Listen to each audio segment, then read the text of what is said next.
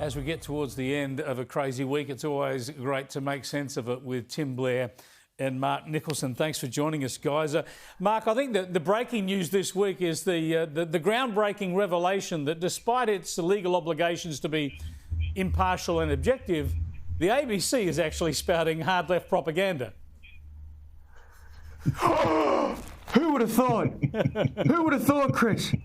It's shocking, isn't it? Like the level of bias that we saw from Laura Tingle today, from the commentary. It's like we all think that's what's going to make her lose her job, but I think in reality that's what got her the job, which is really sad. I've lost faith in the ABC for a long time, but that really got me. But the amount of people that are celebrating her, standing by her, and saying thank you, is just astonishing. I can't believe it.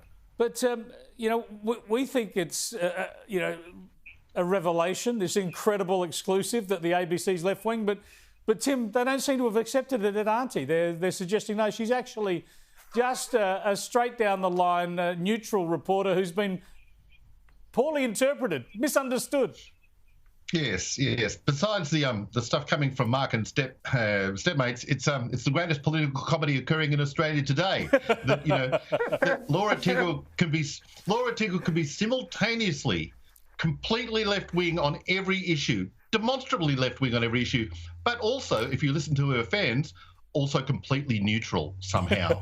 Pull that trick off. It's incredible. And also, it's an example as well of how the ABC in general, the friends of the ABC, or every ABC supporter in the press generally, will always maintain that ridiculous point of view that they love the ABC because of its neutrality, not because it always goes left. Well, I've got a clip, a really fresh news-breaking clip that demonstrates your point exactly, Tim. It's beautiful because watch here as Senator Sarah Anderson talks about what Laura Tingle has said.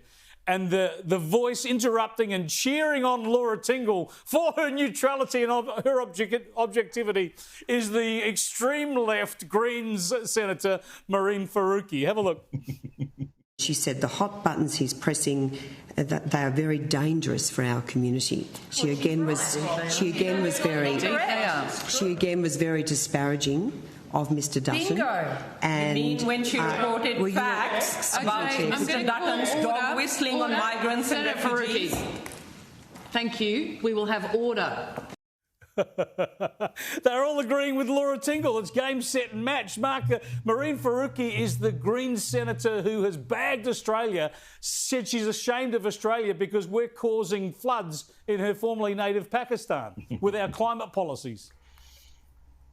It's ridiculous, Chris. I imagine you're much the same, mate. If we didn't have any hair, we'd be pulling it all out at this point. It's actually ridiculous. I've got Laura Tingle in this week's episode actually because I think I demonstrate in that one that she's used as almost a bit of a tool for the government. In this one, it's like, oh my God, people are starting to realise that a criticism of immigration is not actually racist. Quick, Laura Tingle, you're my only hope. And they all need it. They all need the ABC as a tool, which is why it's stuck around.